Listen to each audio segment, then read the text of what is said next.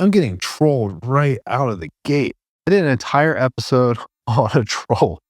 Oh man, I'm a freaking idiot.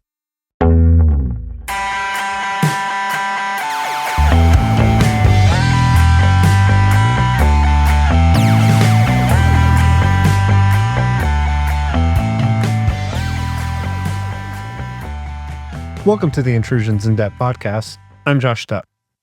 While I'm busy tightening up the script for my next episode, I thought it would be fun to take a break and answer some questions from you, the listeners. Although it's a bit uncomfortable to air my thoughts in an unscripted, ad hoc fashion on something, it was refreshing to go off of just bullet points I had. And the last bit of housekeeping I want to do is that I'll be doing these more often if you all enjoy them. However, the number of downloads per episode is much, much higher than those that subscribe to the mailing list, which is understandable, as I think I'm on the mailing list of maybe 2 or 3 podcasts that I listen to. However, if you would like to contribute to the AMA in their current form, please head over to intrusionsindepth.com and enter your email in the subscribe box. You will get subscriber-only emails and notifications about the show. Oh, and I consider myself like the benevolent dictator of this podcast and the email list, so no guarantees that I'll read your question or answer it here. Although, if you pledge to be a paid subscriber, I can probably be bought. I'm kidding. Anyway, the first episode and what spawned this AMA series is from an email I got from a listener. Coming from a listener named Not Xi Jinping. Oh, I'm getting trolled right out of the gate. I did an entire episode on a troll. Oh man, I'm a freaking idiot. Well, off to a good start, I guess. I'm going to roll with it. I got an email from a listener named Not Xi Jinping, who I'm assuming is true. And their email asks, quote, "What are your thoughts on the TikTok ban, the national security allegations, and Trump's plans in not enforcing the ban for 75 days?" End quote. Well, surprisingly, or unsurprisingly, I guess, I got some thoughts on the topic. But first, let's go into this. The information presented in this show is sourced from publicly available materials and does not contain any classified or proprietary content. The views and opinions expressed are those of the host and guests alone and do not reflect the official policy or position of their employers or any affiliated organizations. Enjoy the show. Now, on the surface, I think the TikTok ban and legislation around it seems kind of simple. However, I like to think about it through multiple lenses, and I want to step through each of those and kind of explain my rationale on it. Now, some of this bleeds over into like national security aspects, and finally, I wrap up with my thoughts on not enforcing the ban as it is. All with the caveat that this is based off of my experiences and what I've consumed on the topic. Broadly speaking, I think about it from the creator's position, the consumer's position, or the social media aspect of it, the application or platform of TikTok, and precedent from these types of action sets. And I'll pivot into conspiracy time, as I haven't done that in a while, and since I love a good conspiracy, even if I don't believe them most of the time, it's still entertaining. So let's get the show moving. The best place to start is looking at the people involved, mainly the creators on the platform and the audience, fans of those creators. Being a creator myself, I sympathize to the argument that you're destroying people's hard work by deplatforming them through no fault of their own. I've heard the stories of people unable to get jobs, post-incarceration, or suffering from mental health issues, and TikTok gives them a purpose and a way of making a living. But for the sake of this argument, if this is a national security level threat that potentially harms the rest of America, you have to weigh the needs of many over the needs of few. In most cases. Furthermore, there are alternative platforms. As many creators learned through the COVID years, diversification is key here. 1, not everyone is on the same platform. 2, during COVID, guidelines and policies were changing so fast, it wasn't uncommon to wake up to a strike, a 7-day ban, or at a minimum, a strongly worded email because you violated some vague trust and safety rule or community guideline. As someone who has to censor themselves so YouTube will play their content, thanks YouTube, I can imagine how frustrating that would be if I depended on that revenue. Now, putting my cards on the table, I think you should be closer to the American First Amendment rules if you're an American company. But those aren't the rules of China's CCP or even the EU. These giant tech companies complain when foreign nations, especially those in the EU, tax them. I mean, find them guilty of violating one of their rules and impose huge fines, but then adopt their rules on acceptable speech. They want the benefits of being an American company when it comes to violating your privacy while utilizing the benefits of the EU to violate your speech. And my thoughts are that you shouldn't expect to have it both ways. But then again, wanting everyone's voice to count equally isn't really democratic these days, it appears. So, going back to the creator's point, I think there are enough alternatives in YouTube, YouTube Shorts, Instagram, Reels, Facebook, X, Snapchat, kind of mitigate that effect or that damage. Sure, the TikTok algorithm could be better, and you may have more followers on that platform. But guess what? Those people are going to be forced to move as well. Well, your audience is going to be forced to move.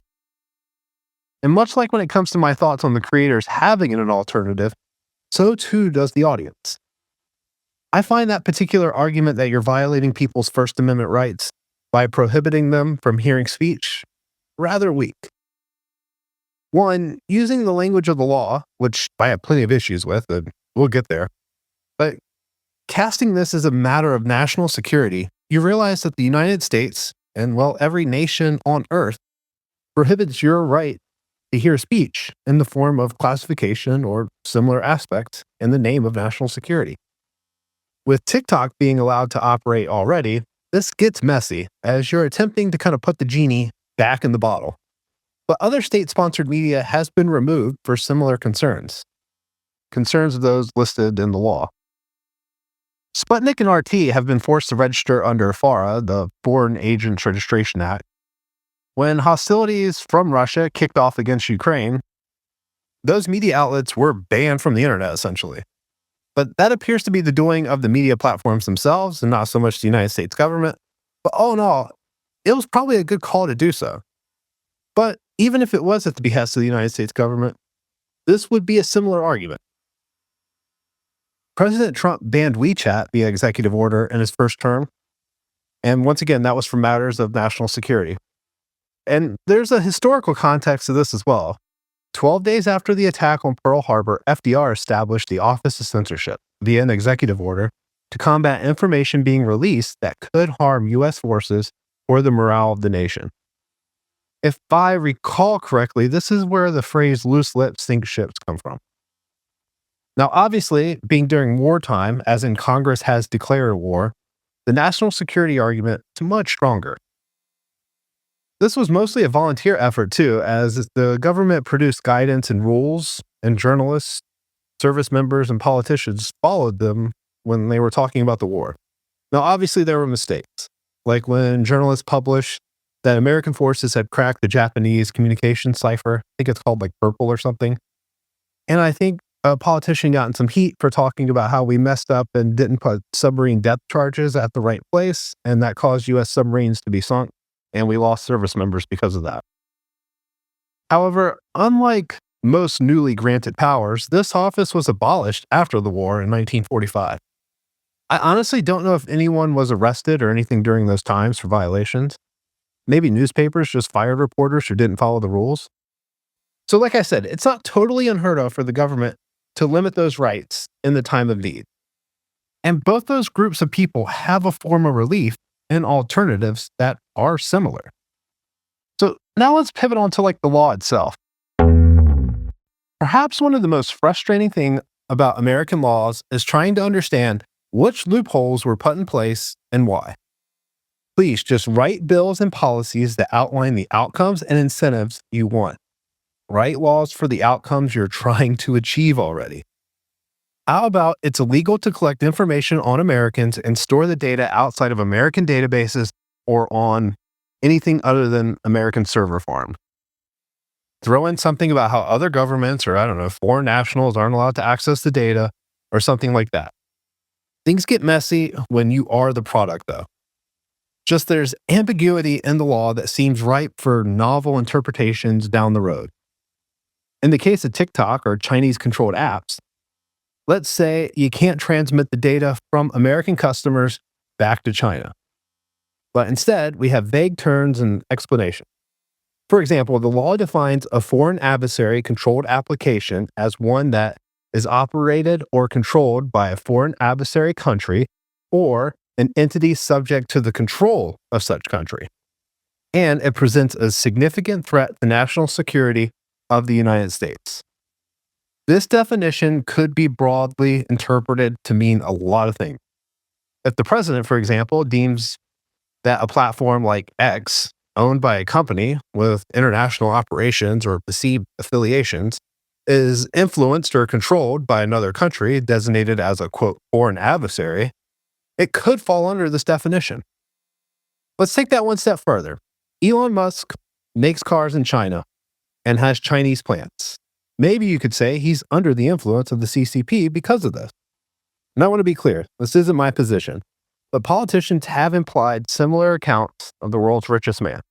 And sure, it's a little fishy that he was cozying up with Democrats when he was trying to get initiatives for his Teslas and tax incentives. And it's a little weird that now he's cozying up for Republicans. Now that he's trying to get stuff into space. I hear the argument. I see what you're saying. Or for instance, if there was allegations or evidence suggesting that X's algorithms or content moderation policies could be swaying entities linked to countries like Russia or China. This might be used to argue that it's under the control or influence of that foreign adversary.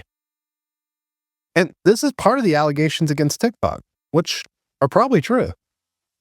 The act allows the president to designate certain applications as threats if they have over 1 million annual active users in the United States, so pretty much any social media platform, and they are determined to be under the control of a foreign adversary, which we discussed earlier. Foreign adversary is a little bit tricky. This discretionary power could be misused if political motivations were involved. But we live in the year 2025, so no one has political motivations when they do these things.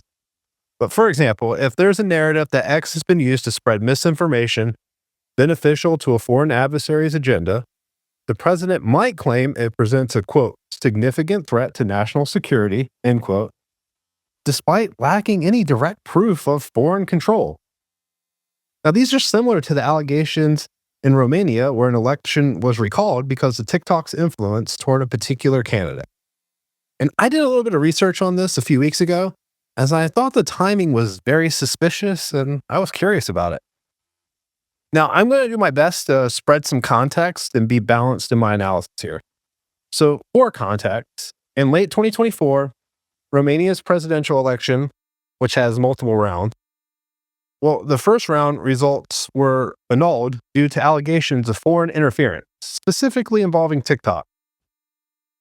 The far-right candidate, or the labeled far-right candidate, Calin Georgescu, and sorry if I butchered that name, surprisingly led the initial vote, which led to scrutiny over the role of TikTok and its influence in the election.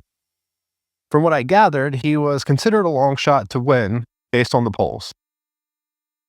Now, I'm going to do my best to split this up. So, those in favor of the recall said that this falls under foreign intelligence claims, with the supporting evidence being declassified documents and intelligence reports suggesting a coordinated campaign involving TikTok with thousands of accounts promoting Georgescu, the politician in question, and that these were possibly linked to like Russian influence operations. Now, I'm assuming that this is coming from like Beijing and Moscow are now close due to sanctions and support for the Russian invasion of Ukraine. That's why the Russian influence operations happening on a Chinese app is a thing. Furthermore, this kind of mirrors past concerns about foreign meddling in United States elections and emphasizes the need for election integrity. But on the topic of election integrity, supporters for the recall argue that ensuring the fairness of elections is paramount.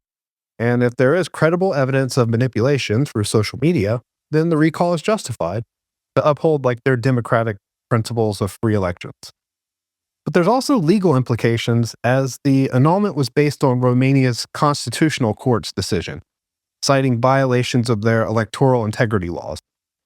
Now, as a note, Romania has an entire court that's charged with determining constitutionality issues on their own. And this is a court that made the decision in this case. Then there's talk of it violating EU laws.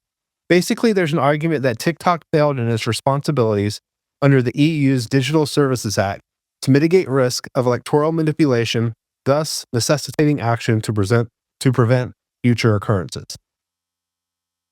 So, in other words, this law is basically saying that they have to take all measures to make sure there's no tampering with elections on their platform through some ways, which seems incredibly difficult to determine what is legally allowed campaigning and not legally allowed campaigning.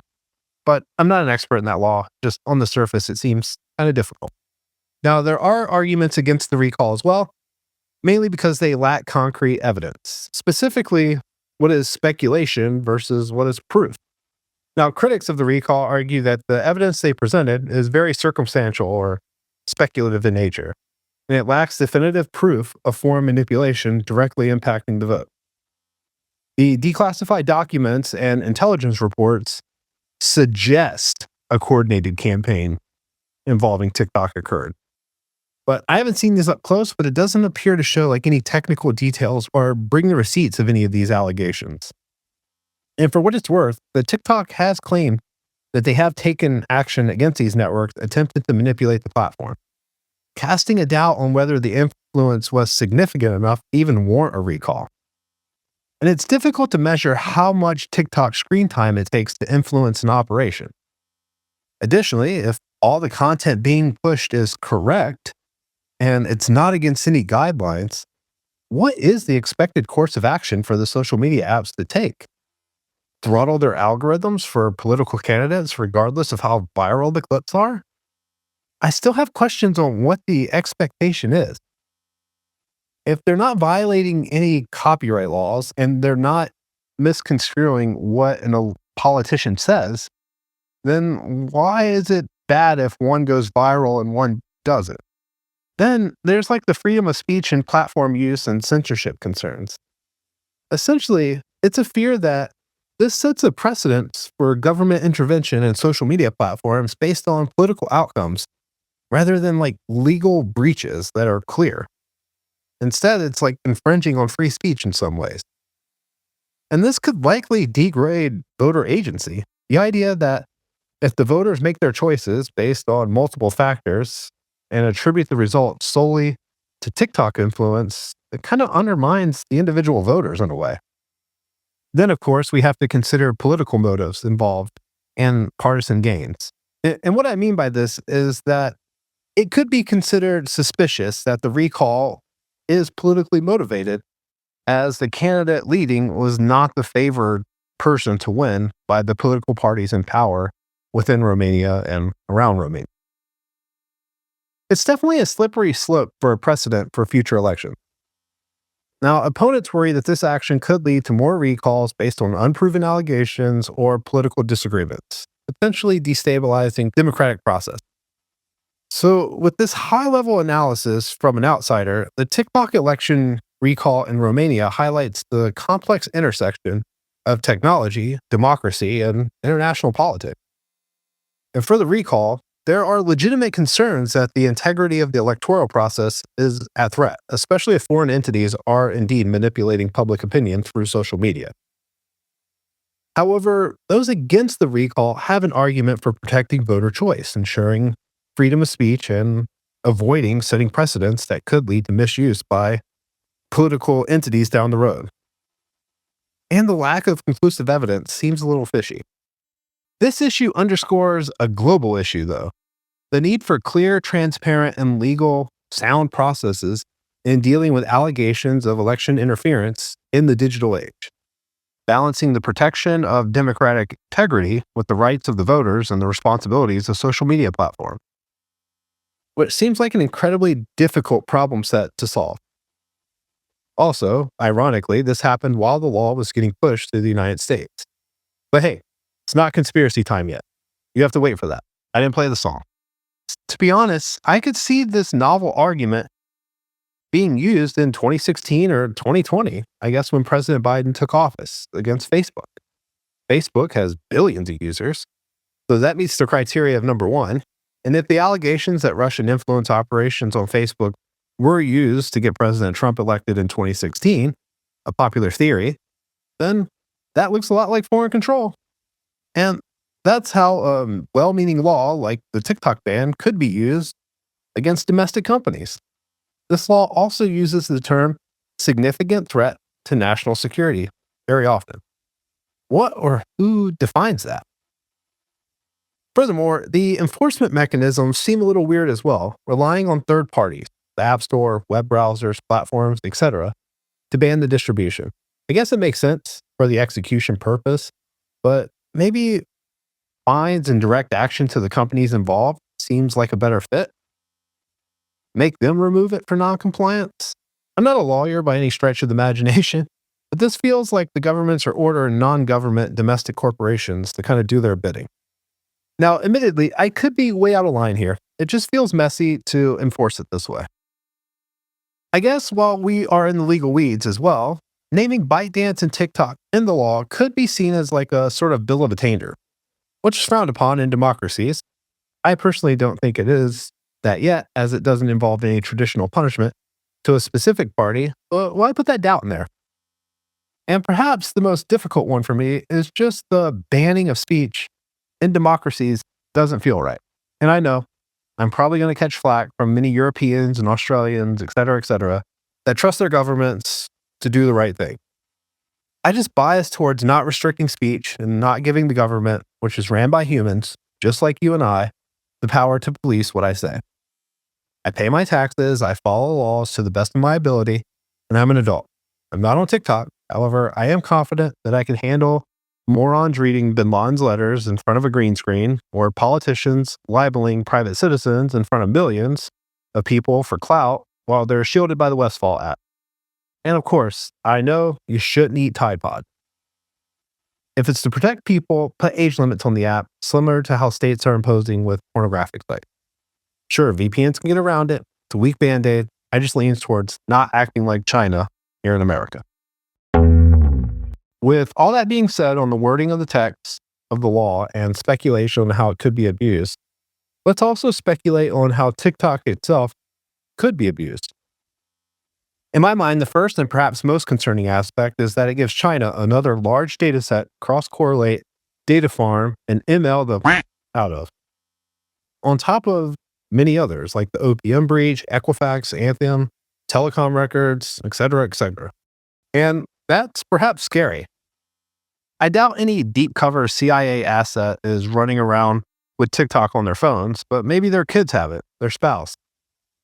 Maybe they're able to pattern a life when a person is home and when they aren't, based on the movements and the screen time of the spouse. Now, I'm coming up with rough things off the top of my head, but it's worth at least thinking about. But what could stop Instagram, Meta, X, Google from doing the same? Just it isn't Chinese, I guess? There's the idea that applications could be used to influence public thought in the way that is favorable to a foreign nation. Algorithms suggesting that like anti-American or anti-American ally content is a way to sway public opinion. A day in the life of a North Korean influencer talking about how great the supreme leader is ahead of sanctions being placed on the nation. Like I said, this is all speculative based off of things that I've seen, but it should be considered on the information warfare front. However, once again, I find myself asking, what would stop Instagram, Meta, X, Google from doing the same? Being subpoenaed to congressional hearings where senators ask you what a cookie is and then rail on you for censoring their political party? Perhaps being imprisoned? I don't know. I'm just asking questions here. Then, perhaps the most relevant one to this podcast, what if TikTok goes just full on Pegasus and just roots all these phones and steals all the information? Well, that's a big issue. But it's also very, very loud. The app stores would kick you off without being ordered by the government to do so. Hard fact. And one of the shining lights of cybersecurity in the last decade, in my opinion at least, has been mobile security improvements. The telemetry and crash dumps available to these highly funded, super talented teams at Google and Apple will likely burn your operation well before it's fully carried out. Then you'll be 100% banned from the stores, and this law gets signed faster with a much better majority. And this is pure speculation, but I assume that the people of Congress probably got a briefing behind some closed door and high classification that kind of changed their mind. I don't know, but I'll save that for conspiracy time. It just seems that they all kind of had a sudden change of heart. Essentially, though, this could be a supply chain backdoor implanted by the vendor at the behest of the CCP. I don't think the juice is worth the squeeze yet, but who knows? Maybe in times of war, they just brick a ton of phones in the process. Then all the airways are flooded with YouTube shorts of people crying over their TikTok breakup, thus destroying the worldwide communications during a war. Obviously, that's hyperbolic, but I think we get the point. Yes, they could backdoor the app, but why would they do so, especially right now? And once again, I ask, what would stop Instagram, Meta, X, Google from doing the same? I mean, and even if you say, hey, it's an American company, that still wouldn't stop them from attacking said American company and then doing it. Well, the outcome would sort of still apply, though. It would be a whole lot of noise from the government. The CCP probably doesn't want that smoke. You don't want that smoke. Zuck doesn't want that smoke. Musk doesn't want that either. But now let's get to the part where everyone's been waiting. It's where I attempt to get myself canceled from responding to things I read on the internet. Oh, joy. Believe it or not, it's conspiracy time. Tinfoil hats stuck on our heads, following trails that intertwine. Where do they lead? Believe it or not, we'll see. Now, some of the stuff I've read online has ranged from thought-provoking and insightful to downright, I guess these people survived the TikTok pod challenge, I guess is what we could say. Let's start with one of those such claims, that TikTok moved their servers to Meta and implemented new algorithms during that blackout period. Anyone that has ever been an SRE, a site reliability engineer, or a developer or worked for a software application knows that downtimes cost money. When Facebook and X or Instagram are down for extended amounts of time, they lose millions in ad money. That's not in their business model. Plus, there's ways to upgrade or roll out those kind of changes without disrupting production. If Percival, I'm picking on Percival today because I want to say that name, if his crappy microservice is written in C and he wants to rewrite it in Go and push it out, they would do that without disruption. The only people that take down servers to do this type of work are people hosting their own BSD HTML blog on a ThinkPad plugged into their closet. It's just not how modern applications work. And from here, I find myself asking, what has changed since the first executive orders in 2020? Former President Donald Trump, as in Trump's first term, I'm not sure how to phrase that, Trump 45, I guess, first attempted to ban TikTok in the United States through executive orders in August of 2020. He issued 2 executive orders. The first one banned it in 45 days, and the second one extended that to 90 days, citing concerns of privacy and data safety. Essentially, national security. But what has changed since then? Well, first, there are legal blocks. Like almost all controversial executive orders, the ban was challenged in court, and federal judges issued injunctions blocking the implementation of the executive orders. This legal pushback, coupled with the looming election, meant that the ban never fully went into effect during Trump 45's presidency. When taking office, President Joe Biden revoked all of President Trump's previous executive orders in June of 2021, but he did initiate a review of TikTok and similar apps by the Committee of Foreign Investment in the United States, CFIUS, to address national security concerns, which admittedly felt like a weird course of action. CFIUS had already reviewed the app in 2019 when ByteDance, the parent company of TikTok, had purchased another company. I don't know, maybe it does make sense, but from what I can see, the CFIUS review was initiated but didn't produce a report or outline any finding. And I'm not a CFIUS expert or anything close, so take that with a grain of salt. Fast forward to 2024, Congress passes a law that would ban TikTok if ByteDance doesn't divest its U.S. operations, which President Biden signed. Now, this law was part of broader legislation that also included aid for Israel and Ukraine. So then I find myself asking, what happened for them to change their minds? First, this is total speculation, but maybe the House of Congress received some backroom clearance briefing by the NSA or someone about something they found while they were digging into the app. Pegasus-like capabilities, backdoors, spying potentials, access to the phone system, essentially something to spook them all. With the caveat here that I believe very few people in Congress appear to have a firm grasp of this type of technology, or more importantly, what's even possible, what has occurred in the past, or if they're hearing speculation, which could be like the next Netflix special. I mean, there's 535 of them, all from different walks of life, after all. Then there's Trump's political shift. In 2024, President Trump had reversed his stance, joining TikTok and opposing the ban, citing concerns that it would benefit competitors like Meta, Facebook, and arguing that the app had helped him reach younger voters. I don't think President Trump is a big fan of Meta after they banned him from the platform. But Zuck appears to have changed his tune now, so maybe he's just jealous of Elon Musk's position. Who knows? Let's pull that thread a little bit more. Why did President Trump change his mind and Congress push for the ban?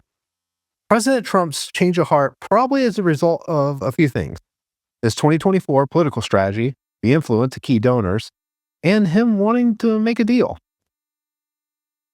President Trump 47 just for clarity, his change of stance was likely influenced by his desire to appeal to younger audience who are significant users of TikTok, particularly after noting its impact on his 2024 campaign.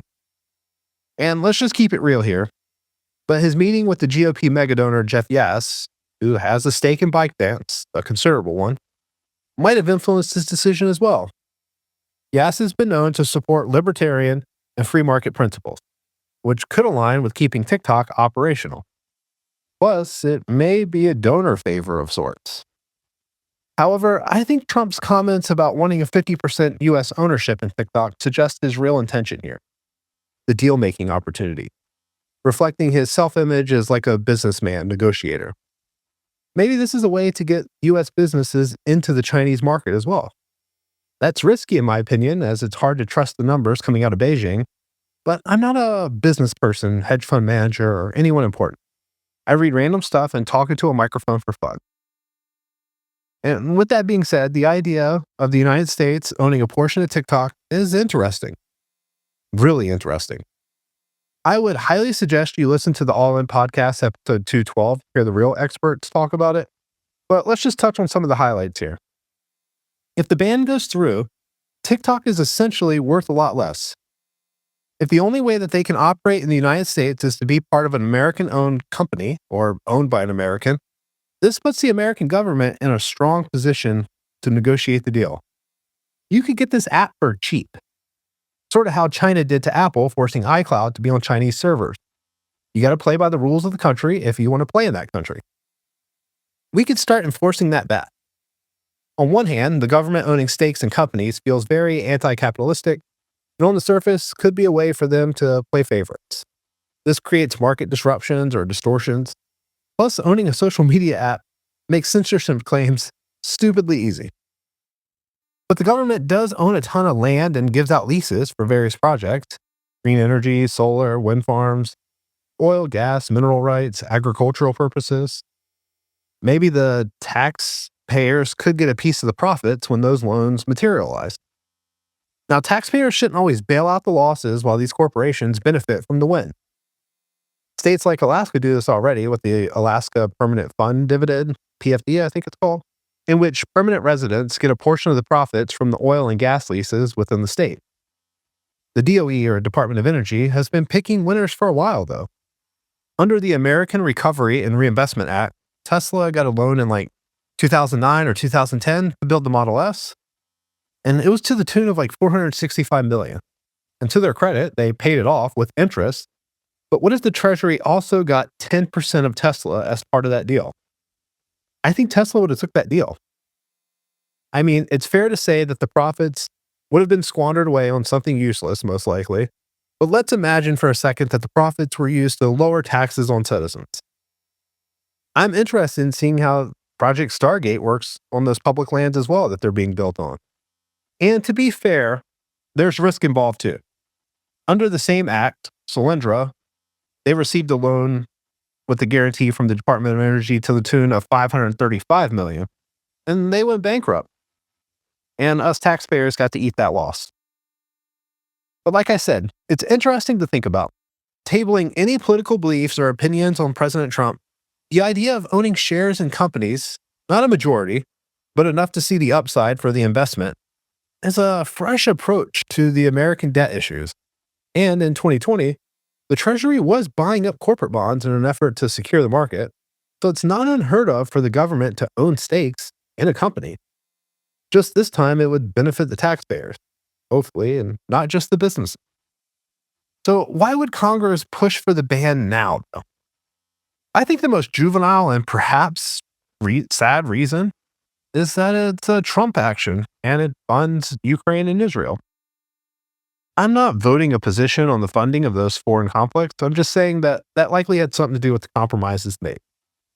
Then, maybe as a result of the previously discussed secret briefing that could have happened, this could have fueled the worry that TikTok could be used by the Chinese government to spy on Americans or manipulate public opinion. This concern, for what it's worth, does have bipartisan support in Congress. Then there's the changing public and political opinion over time. There's been a shift in how both parties view security implications from TikTok, especially after incidents involving data privacy and geopolitical tensions with China. Things are a lot more heated than they were 4 years ago, which is hypocritical, at least a little, as a fair number of them do use TikTok for their campaigns and building their brand. There's also the influence of tech companies that we have to factor in. One of the unseen dangers in regulation is that large companies can pay it and use it as a way to stifle competition from smaller companies. TikTok, backed by the CCP, doesn't have money issues, but they aren't American entities. There's speculation that other tech giants might have lobbied for this ban on TikTok to reduce the competition in the social media market. Then, since it's still conspiracy time, there's arguments that American officials couldn't send emails to remove content like they could in the Twitter files outlined for American businesses, specifically Twitter.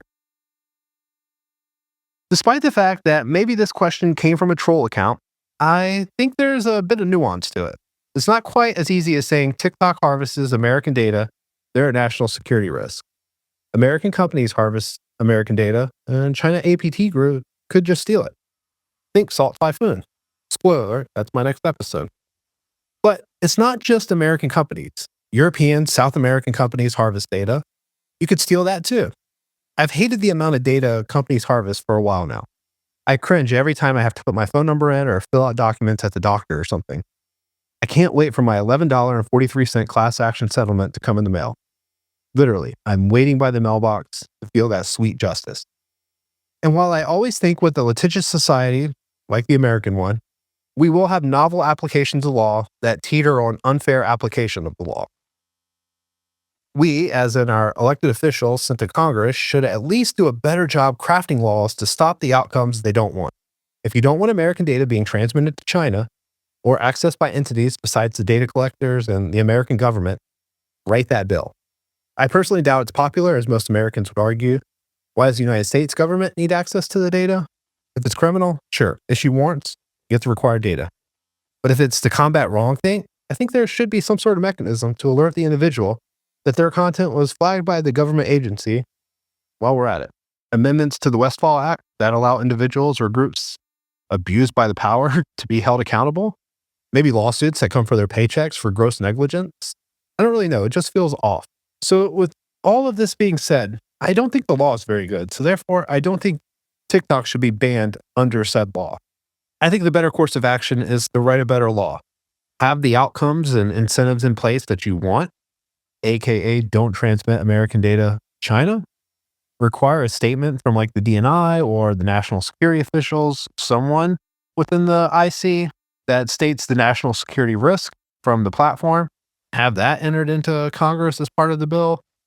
And if it is so different than what American companies in the same space are doing, let's get that out in public. Let's be transparent. I think there are legitimate concerns with TikTok and the ability to craft narratives, gather sensitive information on Americans, and storing this stuff in Chinese machine learning factories or super data mining or like Palantiring connection data, like those things. These concerns are real. I mean, I get it. But TikTok also has algorithms and approaches to social media that make the platform appealing for those trying to build an audience. TikTok CEO's statement on his vision for the platform was a simple but great idea. I'm paraphrasing this, but no matter how big your following is, TikTok will show your video to at least one person. And depending on how long they watched the video or how they interacted with it, TikTok will show it to another and another. And that would all compound. If your stuff was good and people liked it, it would get shared. I like that idea. I'm sympathetic to the business creators too, especially as there are individuals that can't get comparable paying jobs because they are severely handicapped or they're felons or have other life circumstances that prohibit them from following their dreams. Plus, it's effective. That's why politicians like Alexandria Ocasio-Cortez or AOC and Donald Trump utilize the platform all of the time. That's why we all know that cringe Imagine song from all the celebrities during the lockdown. It was awful, but it got shared, and a lot of people saw it. But the bill in its current form probably creates more issues than it solves, in my opinion. And I'm perfectly fine with banning social media apps, especially from hostile nations, if there are legitimate threats that can be proven and disclosed. The U.S. Commerce Department just banned China Telecom from operating in America, and I couldn't be more stoked for that decision. And I'm okay with banning Huawei and telecommunications equipment based on backdoor risk. And I'm fine with evaluating why wireless modems are on cranes from China. One could argue, why don't we just buy American cranes? But that's another argument for a different day. TikTok is banned, and everyone feels like that was a win, minus the 170 million people that use the platform. But whatever, it's a win. So now we move the Overton window to banning social media apps that influence the populace towards the views of hostile nations controlled by hostile nations as acceptable. Great. Everyone feels much better now. But it's not out of the question to just change that banning social media apps that influence the populace towards the views of hostile nations, no matter where they're located out of, or if they have foreign investors. I think I've made my point here. However, I don't think the bill is going to get repealed, as the Supreme Court has 9-0'd it. So what happens next? I think President Trump leverages his position in this deal for an American company or American group of companies to own a portion of TikTok. Perhaps Elon Musk or Larry Ellison of Oracle. Kind of makes sense. Oracle already hosted the platform at some level. Then it will be news for a bit, and things will kind of go back to normal, quote unquote, for users of the social media app. And with all that being said, I wouldn't mind seeing how this American government ownership idea kind of plays out. Full disclosure, could be a train wreck, as I would probably feel differently if I had anything material to do with TikTok.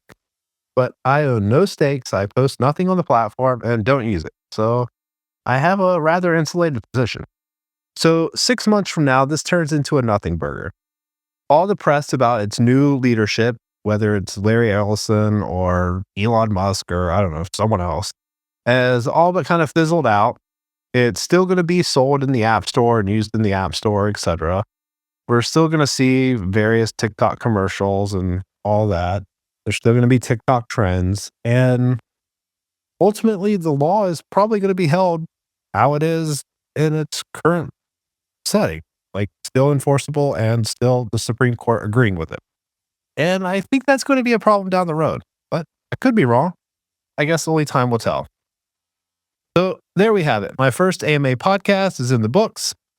If you enjoyed this episode and want to be included in future AMA episodes, please go to intrusionsindepth.com and sign up for my mailing list. And when I send out calls for questions, you'll get them right in your inbox. At this time, this is the only mechanism that I'm using to gather questions.